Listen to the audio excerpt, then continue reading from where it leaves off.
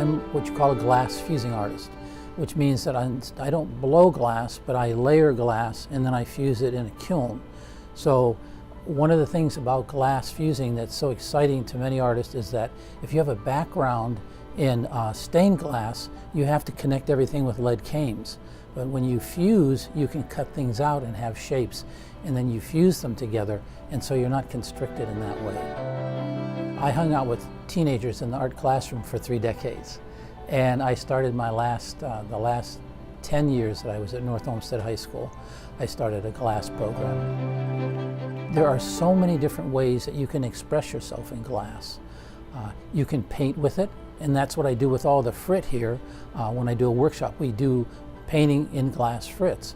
They're not wet, but they're dry, and we use brushes, and I have a whole series of brushes and different tools that we use. You can cut shapes out. Right now I'm working with angel hair spaghetti. It's called stringers. And I also do screen printing. I take a photograph with my camera.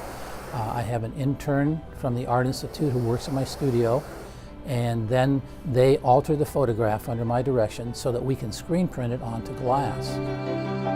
Keep in mind, they're all done by hand, and I'm an artist. I'm not, I love science and I love math. Those are not my strong points, so when I do something, no matter how hard I try, I can't do the same thing twice. Well, when my daughter was, she was going to go on a bat mitzvah, and so part of that was a trip on the Good Time too, and I went along as a chaperone. And so we're going along the river, and I'm looking at all those bridges, but the key is that we're going under them, so it's an entirely different perspective.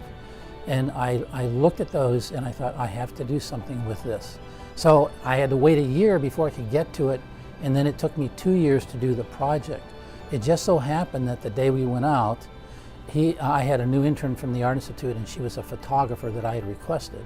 And so she assisted me in taking the photographs. We went out, I took all the images, and then we started getting those to the next stage, which is to create the image on Photoshop, to manipulate it so it can take the technology that we're doing.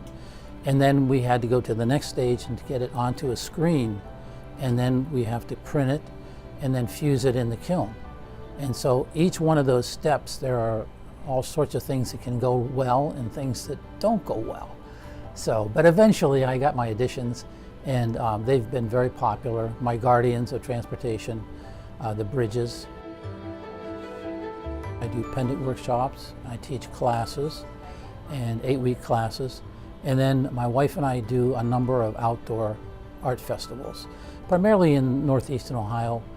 We're at Kane Park, we're at Lakewood, we go down to Hudson, we've been out at the IX Center by Hand Show. So it keeps me pretty busy. And then with our open houses here at the studio, it's a rich life. I am enthusiastic about it, and it's exciting.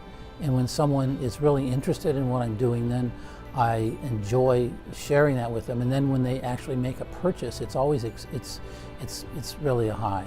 And that's part of the whole cycle that an artist goes through, I think, is when the audience, whomever that is, appreciates and values what they're doing.